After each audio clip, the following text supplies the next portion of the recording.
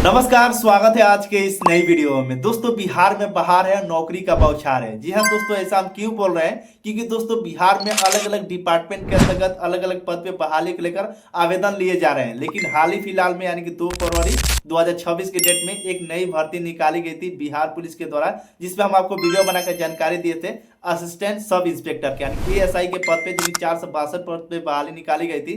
तो फाइनली 4 फरवरी 2026 से इसको लेकर आवेदन प्रक्रिया शुरू कर दिया गया है। तो इस वीडियो में हम आपको बताएंगे किस तरीके से आपको फॉर्म भरना है। अगर आप ग्रेजुएशन पास कर लिए हैं तो आप इसके लिए अप्लाई कर सकते हैं। सारी जानकारी बताएंगे। लाइव एक फॉर्म भर के दिखाने वाला है, पेमेंट तक का प्रोसेस दिखाने वाला है, फाइनल सबमिट करके दिखाने वाला है। तो इस वीडियो को आप अंत तक जरूर देखिएगा, अपने दोस्तों में भी शेयर कर दीजिएगा, क्योंकि दोस्तों बिहार में और भी बहाली आने वाली है जिसका आपको अपडेट मिलता रहे। तो हमारे चैनल को भी सब्सक्राइब कर लीजिएगा। अब चलिए किस तरीके से एएसआई यानी असिस्टेंट सब इंस्पेक्टर का जो बहाली निकाला गया है 462 पदों पे, इसका फॉर्म कैसे भरेंगे, लाइव हम आपको फॉर्म भर के दिखाने वाले थे। चलिए वीडियो करते हैं स्टार्ट। वीडियो को लाइक जरूर करिएगा। तो फाइनली दोस्तों बिहार पुलिस में जो नई भर्ती निकाली गई है एएसआई के पद पे यानी कि असिस्टेंट सब इंस्पेक्टर के पद पे, जो कि 462 पद पे बहाली निकाली गई है, जिसका आवेदन प्रक्रिया शुरू कर दिया गया है 4 फरवरी 2026 से।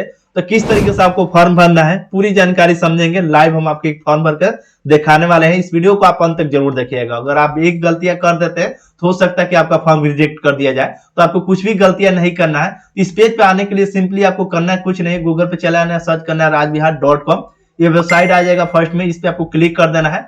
दोस्तों वीडियो में आगे बढ़ने से पहले आपसे एक छोटा रिक्वेस्ट है, अभी तक आप हमारे Telegram group, YouTube channel, WhatsApp channel join नहीं किए तो ज्वाइन कर लीजिएगा, क्योंकि आप ही लोग के लिए चैनल बनाया गया है। क्योंकि इसमें जो भी छोटा मोटा जो अपडेट आता है हम शेयर करते रहते हैं, तो आप यहाँ पे ज्वाइन कर लीजिएगा, ठीक है। न्यू अपडेट में तो देखेंगे तो आपको आर्टिकल फर्स्ट में मिल जाएगा, नहीं तो यहाँ पे लेटेस्ट जॉब में भी देखेंगे तो बिहार पुलिस एएसआई आने के रिक्वायरमेंट 2025, इस पे आपको क्लिक कर देना है, जहां पे इस बहाली के बारे में हर वो जानकारी बताया गया जो आपको समझना चाहिए। क्योंकि इससे पहले भी हम आपको वीडियो बनाकर जानकारी दे चुके हैं, जो कि एक कैंडिडेट जो 4 मार्च 2026 तक आप इस बहाली को लेकर आवेदन कर पाएंगे, जो कि 4 फरवरी से शुरू कर दिया गया है, ठीक है। बाकी यहाँ पे डेट के बारे में बता दिया गया है, कितना आपको सीट रहने वाला है, महिलाओं के लिए कितना सीट है, बाकी ट्रांसजेंडर के लिए कितना सीट है यहाँ पे बता दिया गया है। एप्लीकेशन फी मात्र 100 रुपया लगने वाला है। अगर आप किसी भी कैटेगरी से तो आपका 100 रुपया लगने वाला है। बाकी क्वालिफिकेशन के बारे में भी जिक्र हम किए थे पहले वाला वीडियो में, कि अगर आप किसी भी मान्यता पर आप यूनिवर्सिटी से फिजिक्स से या बीएससी से विज्ञान स्नातक से उत्तीर्ण किए हैं तो आप इसमें आवेदन कर सकते हैं। यानी कि आप अगर आप बीएससी किए हैं और आपके विषय में फिजिक्स यानी भौतिकी है तो आप इसमें आवेदन कर सकते हैं। बाकी सामान्य ओबीसी और ईबीसी कैटेगरी का 50% भी है, यानी कि नंबर ये 50% नंबर है कम से कम, तो भी आप आवेदन कर सकते हैं। बाकी एसी और एसटी के लिए 5% छूट, यानी कि उनका 45% भी है, यानी कि पास कर चुके हैं 45% से भी, तो लोग आवेदन कर सकते हैं। बाकी यहाँ पे पूरी जानकारी बताया गया, जिससे आपको पढ़ लेना है, समझ लेना है। और नीचे यहाँ पे करेंगे अप्लाई डायरेक्ट लिंक का ऑप्शन, इस पे आपको क्लिक कर देना है। जिसे उस पे क्लिक करेंगे डायरेक्टली इस वेबसाइट पे चले आएंगे, जो कि देख सकते हैं असिस्टेंट सब इंस्पेक्टर, यहाँ पे नोटिफिकेशन नंबर देखने को मिल जाएगा। और यहाँ पे दोस्तों आपको रजिस्ट्रेशन पर लिखना है। अगर ऑफिशियली नोटिफिकेशन देखना है तो इस पे क्लिक करके आप ऑफिशियली नोटिफिकेशन भी देख सकते हैं। लेकिन हमें अप्लाई करना है इस वैकेंसी के लेकर, तो यहाँ पे रजिस्ट्रेशन है, मेक पेमेंट का ऑप्शन देगा, इस पे क्लिक कर देना है।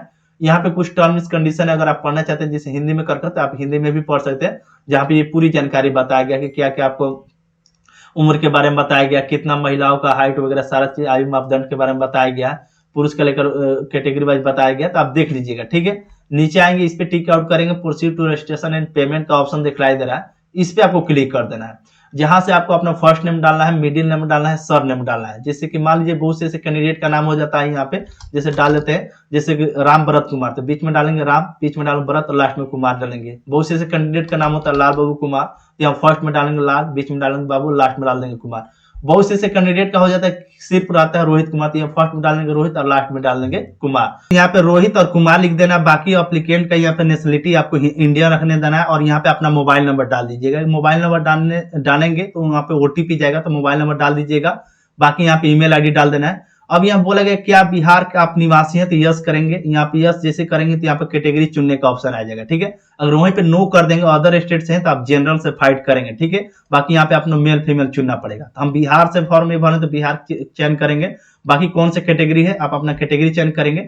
बाकी यहाँ पे जेंडर बता देना, मेल या फीमेल या ट्रांसजेंडर है तो जो भी अपना बता दीजिएगा। तो हम मेल है तो यहाँ पे क्लिक कर देते हैं। बाकी डेट ऑफ बर्थ आपको बता देना है, जो भी आपका डेट ऑफ बर्थ होगा, जैसे कि डेट, उसके बाद मंथ आपको बता देना है, उसके बाद ईयर आपको बता देना है। यहाँ पे ईयर आपको देखने को मिल जाएगा, तो जो आप अपने हिसाब से डेट ऑफ बर्थ जो भी आपका मैट्रिक पर होगा आपको अच्छी तरीके से डेट ऑफ बर्थ मिलान कर लीजिएगा, ठीक है। बाकी बोला गया आप इम्प्लॉय हैं बिहार सरकार के, कोई है तो यस करेंगे, तो उसका डिटेल्स बताना है, अगर नहीं है तो नो करेंगे।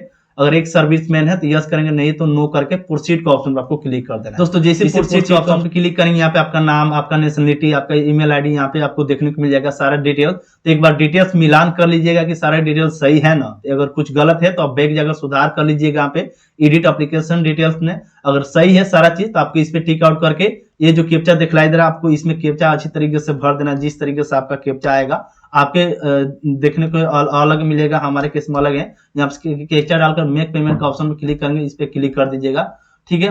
इस तरीके जैसे क्लिक करेंगे तो दोस्तों अब आपको पेमेंट कर देना है। पेमेंट करने के लिए यहाँ पे पेमेंट गेटवे खुल जाएगा, जहां से ऑर्डर नंबर आपको देखने को मिल जाएगा, जो कि 100 रुपया के आपको पेमेंट करना है। तो आप डीबीटी के माध्यम से कर सकते हैं, एसबीआई या बैंक कनेक्टेड नेट माध्यम से, या यूपीआई के माध्यम से। तो यूपीआई के माध्यम से करना चाहते हैं तो यूपीआई आईडी पे क्लिक करके यहाँ पे यूपीआई आईडी नंबर डाल दीजिएगा, नहीं तो यूपीआई क्यूआर कोड के ऑप्शन में दिखाई देगा, इस पे क्लिक करके जैसे क्लिक करेंगे तो आपके सामने क्यूआर कोड खुल जाएगा, जहां से आप पेमेंट करेंगे। पेमेंट कर देने के बाद ऑटोमेटिक आपका जो भी है पेमेंट हो जाएगा। आप पेमेंट स्लिप डाउनलोड कर लीजिएगा, उसके बाद ऑटोमेटिक आपको होम पेज पे ले जाएगा, उसके बाद फॉर्म भर पाएंगे। चलिए हम आपको आगे की प्रक्रिया बताते हैं। यहाँ पे पेमेंट कर दीजिएगा।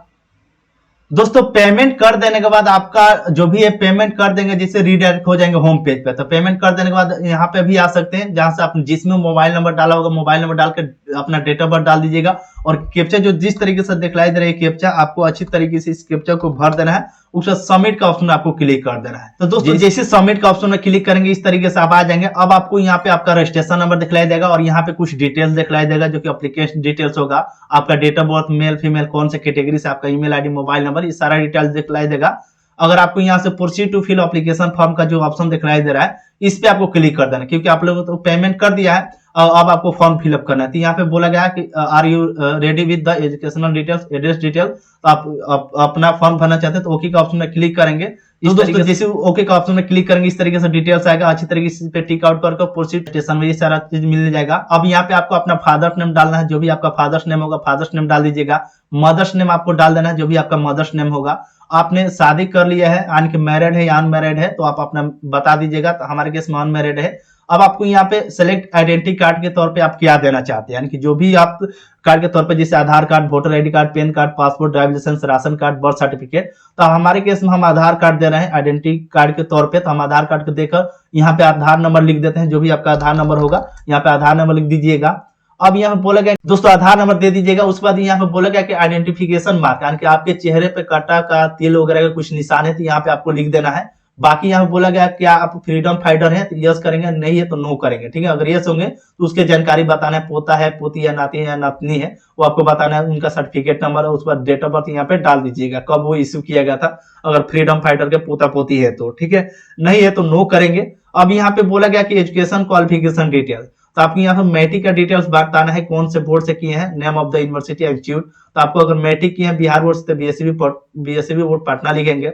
पासिंग सर्टिफिकेट नंबर आपको बताना है, the certificate issue date of passing year, यानी कब वो इश्यू किया गया था, और आपका सर्टिफिकेट वो बता देना है, ईयर बता दीजिएगा। और कितना परसेंटेज है आपका मैट्रिक में, कितना परसेंटेज है, यहाँ पे आपको परसेंटेज बता देना है। उसके बाद ग्रेजुएशन अगर पास किया जिसमें आपका फिजिक्स होना चाहिए, ठीक है, फिजिक्स विषय दिया गया बीएससी फिजिक्स से, तो यहाँ पे यूनिवर्सिटी बता देना, जो भी आपका यूनिवर्सिटी होगा आप अपना यूनिवर्सिटी बताएंगे। सर्टिफिकेट नंबर देंगे, कब वो सर्टिफिकेट इश्यू किया गया, उसका डेट यहाँ पे चेंज करेंगे अच्छी तरीके से। उसके बाद कितना परसेंटेज आया है, तो आपको एसी और एसटी कैटेगरी से है तो 45% मिनिमम है, तो अधिक है तो कोई बात नहीं, मिनिमम होना चाहिए। और जनरल से है तो आपका 50% ज्यादा होना चाहिए। तो हमारे केस में 55 हम लिख देते हैं। बाकी पोस्ट ग्रेजुएशन अगर किए हैं तो भर सकते हैं, नहीं किए तो छोड़ सकते हैं इसे, ठीक है। बाकी यहाँ पे आपको अपना परमानेंट एड्रेस भरना है, और यहाँ पे कॉर्पोरेट एड्रेस भरना है। अगर दोनों सेम है तो यस करेंगे। तो यहाँ पे जिसे जो भी जानकारी इसमें देंगे तो आपका हर एक चीज आपको देखने को मिल जाएगा। यहाँ पे अपना जिला चयन कर लीजिएगा, आपको विलेज बताना है, अपना टाउन बताना है, पोस्ट ऑफिस की जानकारी देना है, स्टेट आपको बिहार है, बिहार बताना है, डिस्ट्रिक्ट कौन सा है, पिन कोड बता देना। अब जैसे यहाँ पे करेंगे तो इधर वाला एड्रेस इधर भी आ जाएगा, कि जो अगर दोनों सेम है तो सेम करेंगे। बाकी यहाँ पे आपसे कुछ रिगार्डिंग पूछा गया है, जो कि आपको बता देना है, यस नो में आपको जानकारी देना है। हमारे केस में सारा चीज ये नो ही रहेगा, क्योंकि ये हम फुलफिल नहीं करते हैं। बाकी आपको यहाँ पे फोटो अपलोड कर देना है। फोटो के साइज यहाँ पे बता दिए गए 3.5 सेंटीमीटर से 4.5 सेंटीमीटर दिया गया है। आपको अच्छी तरह जीपीजी फाइल में, पीएनजी फाइल में फोटो ले लेना है। बाकी हिंदी और इंग्लिश सिग्नेचर करके प्रोसीड का ऑप्शन में क्लिक करके एक बार प्रीव्यू आएगा, प्रीव्यू देख लीजिएगा और फाइनल सबमिट का ऑप्शन में क्लिक करके इस फॉर्म को भर सकते हैं। दोस्तों इसमें कुछ खास नहीं है, बस इस तरीके से आप फॉर्म को भरेंगे। वीडियो आपको कैसा लगा कमेंट जरूर करिएगा।